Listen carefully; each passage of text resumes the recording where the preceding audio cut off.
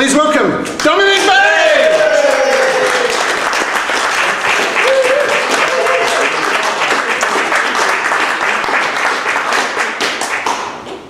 What an introduction, how lovely. Hello everybody. Hello.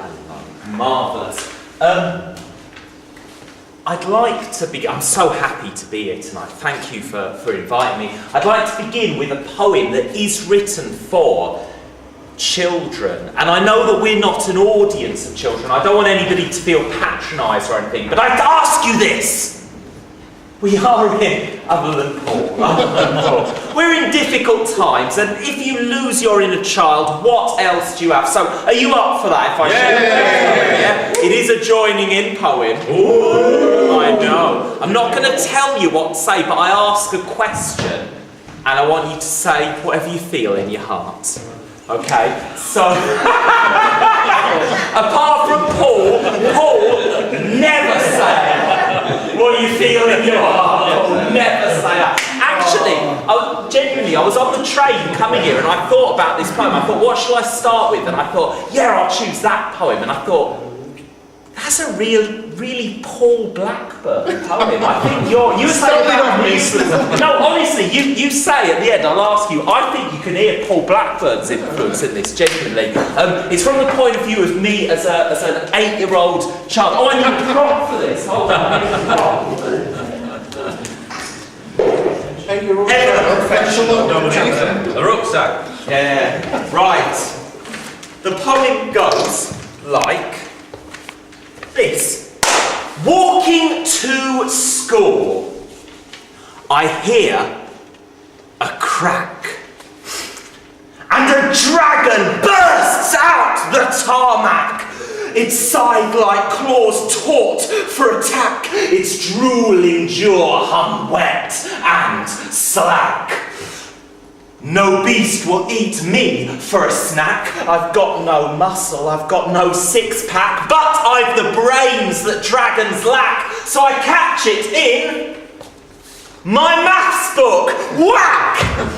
Although I know I'm no hero, I have just caught a dragon, so I raise my maths book, cheer, bravo!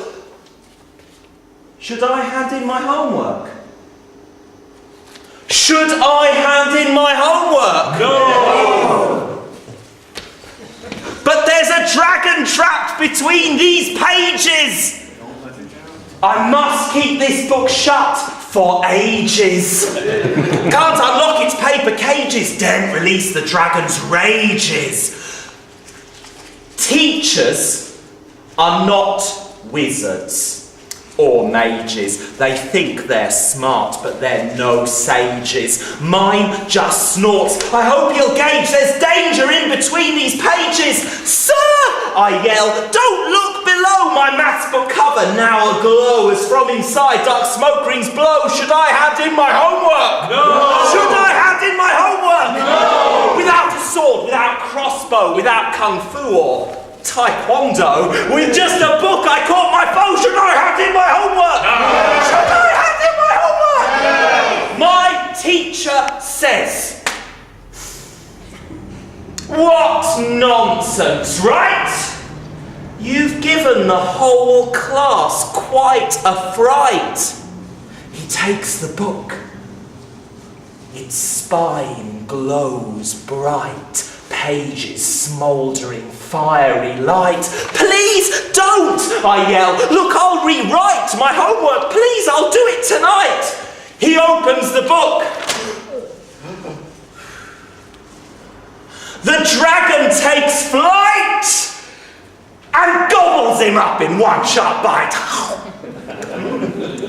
So, teachers, my moral is far from implied. Don't mean to corrupt, don't wish to misguide, but when marking homework, keep caution applied, for there might be a dragon inside. A dragon inside! Thank you very much.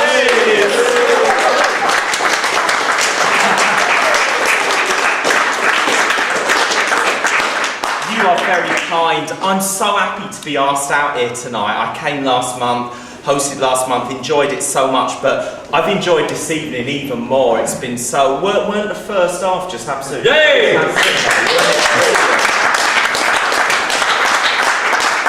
There's always that one poem where you think, fuck, I wish I'd written that. And there's been a few actually, but Nat's half poem, how good was that, eh? Bloody hell. How good was that, man? Fucking hell. And he can sing as well, the bastard. So thank you so much for actually supporting local artists. This is amazing seeing people come out for an event. It's a scientific fact that every time someone new tunes into a TV show by Simon Cowell, a small, effeminate kitten dies. That is a scientific fact. I cannot lie to you. I am a gay. It's against my DNA. It's biologically impossible for me to tell a falsehood. That might be a revelation, actually, that I'm a homosexual. I should have eased you into that one. This staunch figure of masculinity and testosterone could, in fact, be a gay. It's true. And I tell you what, coming out as gay, oh, it's scary, but not nearly as frightening as when I said to everyone, I'm coming out as a vegan? All right, well maybe not today. I'm afraid. Don't sit. I'm hearing all my poems in Paul Blackburn's voice now. Frightening me a bit. Anyway, back to the poem. I'm afraid, don't single me out from the pack. Anything but that. I'd love to be an ace, a king, a Jack the lad, rugged and mean, but no. I know. I am a celery munching queen. I'm a sappy, soppy fruit. I can't change the hand I've been dealt. It's limp. Like watercress. Oh, I confess I ravish radishes. I crave Brussels sprouts, but I'm a closet vegan. And I'm not coming out. Oh, I've tried to be like those beef stocky guys raised on pork pies. Tell me I'm normal, I will sacrifice any lamb if you tell me I am one of the gang and not a gooseberry, anything but that. And so my queer desires I keep under lettuce wraps. But like any iceberg, most of me's concealed. I still secretly savour celeriac. Prefer asparagus to veal. The only blood I sucks from orange, it sends me to nirvana. In my bedroom under quilt, I'm peeling my banana. Then I chew over a new thought. Teeth slowly grind. All this mastication almost made me blind. It's here, it's clear, it's like lemon zest. This cucumber coolness washes away all bitterness. Tear up those cards, grind them to pulp and gulp down fear with a sip of peppermint tea. Switch on the internet. Pull up my trousers. It's for a rhyme, Paul. It's for a rhyme. Pull up my trousers. Very good rhyme. Bear with me, Paul. It's a critic. Pull up my trousers. I Google vegan men and find vegan men aren't all big girls' blouses.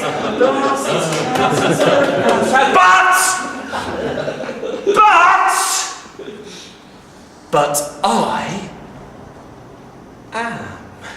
Yes, check that mirror. What a peachy fella this pumpkin's turned into. Cinderella, no feeble side salad, I'm the main dish. Golden delish, right to my core. Olive skinned, full of beans, coming out and proud. Show those porkers I have got nuts.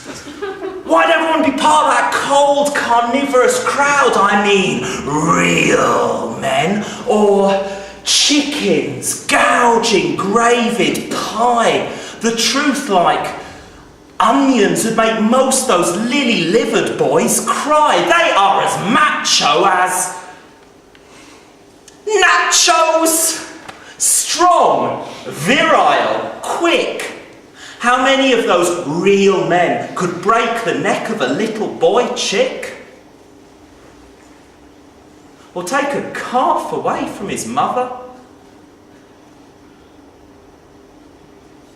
Or clip out a piglet's teeth? Maybe those real men are like icebergs too, and their truth is hidden beneath. Overcome conditioning, there's an inner voice. I think it's normal to be caring. I don't think compassion's a choice. I think it's part of who I am, like love, like sex, like skin. This one small step took me so far. Swap foie gras for Mardi Gras. My new taste buddies cheer. Hurrah! Let the party in. Want the world to know, gotta, not just you that sings that. Want the world to know, gotta let it show. I'm coming! Pop my cherry! Dance and shout! Yes! I am vegan! I've come out!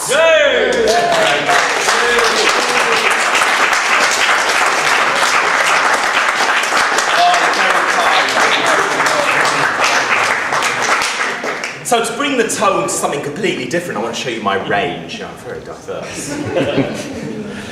That's what the boys tell me. I'd like to read a poem about someone really special to me, a much quieter poem, and it's about my mum, who is the most amazing person in my life. She became pregnant with me. I was born in 1979. A new Conservative government had just come into power. A government that was singling out mothers as society's biggest threat. And my mum has been such a force of strength and love throughout my life. I mean, you know, the poem, the 3 words of the title, kind of what I think of my mum in 3 words: solid with stardust. Mother and rising sun, alone. Thatched Britain's burning. This is a witch hunt. Mum is single-minded. She's going to protect with not even a broomstick to use as a sword.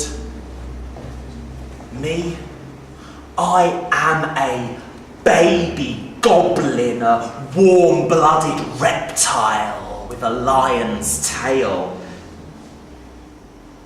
And those who were friends, they'd now watch us burn, watching, whispering, what a dirty girl. Yeah, my mum smiles back. Dirty! I marvel mum's strength, solid with stardust. A woman powered beyond comprehension showed me life's sparks, dark mystic arts, lizards and butterflies ink dance her skin. Flower fairies leap in bedraggled glamour. Eyes speak of wardrobes that all lead to Narnia. Sweet and sour truths brewed by midnight candlelight. Cauldron deep. A witch is familiar. This black cat is tight around mum's ankles because she has always been proud. When those good people came down, their crucifixes in hand, preparing our bonfire, if she had died, then we would have known that she was human. But I know my mum is supernatural, and that love will always lead me. Spellbound. Thank you very much.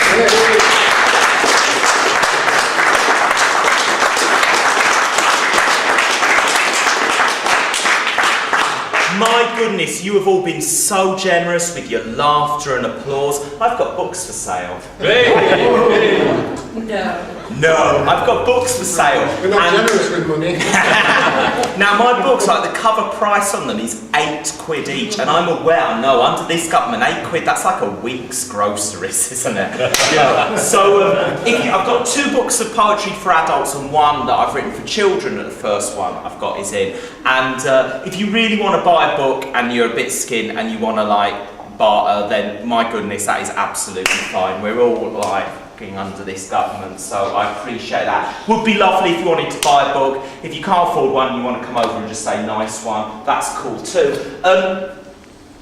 Most of us are writers, and I don't know if you find this, I find I write a lot of stuff, but usually only a certain amount of it I kind of perform quite regularly. So I'm going to do something that I've not done before, and it's in a bid to make you buy books. I'm going to get you to help me choose a poem from random out of one of these books. If it's one I do all the time, I'll ask you to choose again. And I'll tell you why I don't do it often, and maybe that'll be interesting, or maybe it'll just be really egotistical and self-indulgent. Either way, it's what's happening. So right, you get to vote on one of the adult books, the dark one or the fruit one. Hands up for the dark one.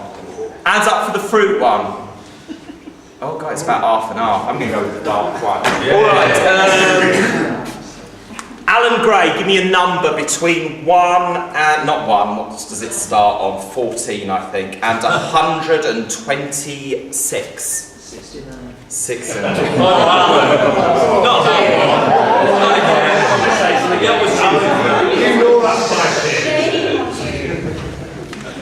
Okay, yeah. The reason I don't perform this one very often is it's part of a longer set of poetry, and it's from my show Wizard. This book has got various poems in it. It's also got a poetry script I wrote about the modern mental health system and about a guy who becomes agoraphobic, and this is how he interprets a letter that he receives from outside. It goes like this. Dear Mr. Insert name in this space. We are writing to conclude on your case. You're not ill. These words are misplaced. Sometimes all of us get a little sad. And yours isn't the only form we've had. So lose that gown and lose that frown and dressing gown. Let's get our statistics down. Hey, hey, hey, earn your play. Live to work another day. You said that you're too ill to go outside.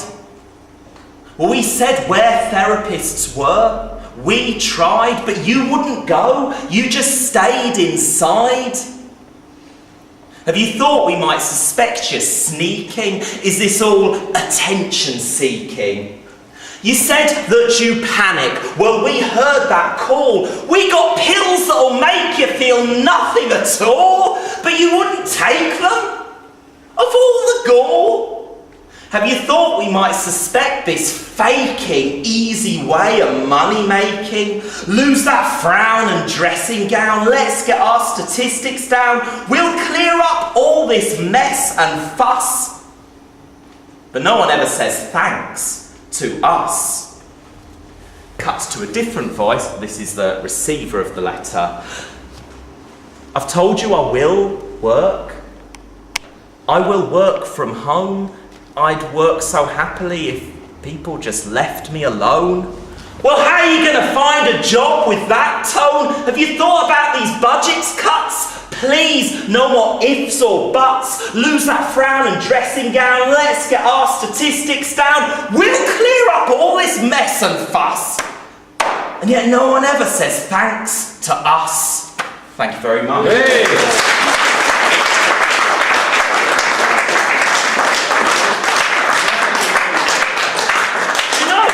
I don't think I've ever read that before. In the show, we had a pre-recording of that, and it was my all-time favourite poet. It's Jerry Potter, known as Chloe Poems. He recorded that, so we just had a recording, and I was the guy who got the letter, and I was being all like, oh, with this omnipresent voice. So that was great for me. I honestly think that's the first time I've ever read that. Nice.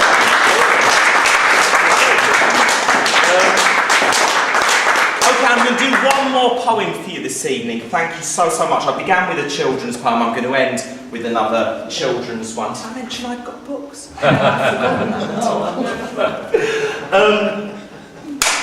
Yeah, it's another joining in one, and but I'm going to tell you what to say this time. It's a poem about my cat. Any cat lovers here? Yeah. Oh my God, right. Some of you might be my Facebook friends. I had to go off Facebook a couple of weeks ago to get things done right. I deactivated my Facebook account because how can anyone work with that many photos of kittens in the world? I know I found it. I'm not even joking. I had to go, no, step away from the kittens. You've got work to do. This is about a cat, and my cat's a very smelly cat. So when I put my hand to my ear, I would love it if you would shout, "What's that smell?"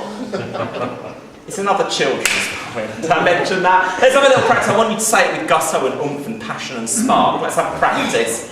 What's that smell? Very good, but you can act. Let's do some acting. Right, the most revolting smell you ever did smell. Let's try it again. What's that smell? Very good. This is my last poem tonight. Thank you so much, Scott, for having me, and thank you all for listening to me. It's been brilliant. I've enjoyed myself so much. My final poem goes like this. I've got a cat.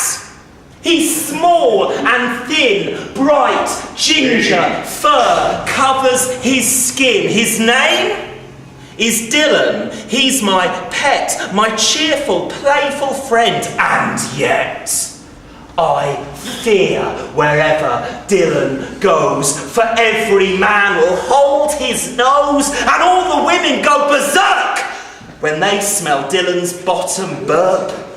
Wherever I go, people yell at my poor Dylan. What's that smell? But I'm too afraid to tell the truth when they shout. What's that At first, your nose he'll gently tease. Made himself laugh then. With just a whiff of mouldy cheese. It gets worse than old football boots. The stink that comes when Dylan toots, like sour milk dripped onto rotting meat, like bad eggs rubbed into sweaty feet. You hear no sound, the stink grows steadily. Dylan's trumps are silent, but steadily. Wherever he goes, people yell at my poor Dylan. What's that smell? I'm too afraid to tell the truth when they shout. What's that One night, I could not sleep. I saw a rainbow pour beneath my door. Then in midair, saw flowers bloom and fireworks burst inside my room. This was not a dream, was not a bluff. It seems Dylan's trumps are magic stuff. He has been a wizard all along. Just like Harry Potter, but with more of a pong.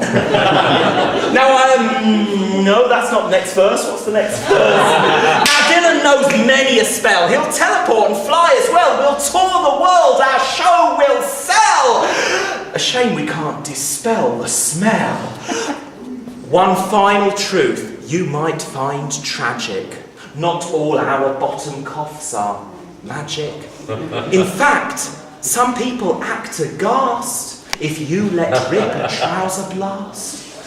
I can't believe some folk can't cope. Think it's a crime if wind is broke. It's normal, natural, not obscene. We've all got gas, even the Queen. Bless you, Mum.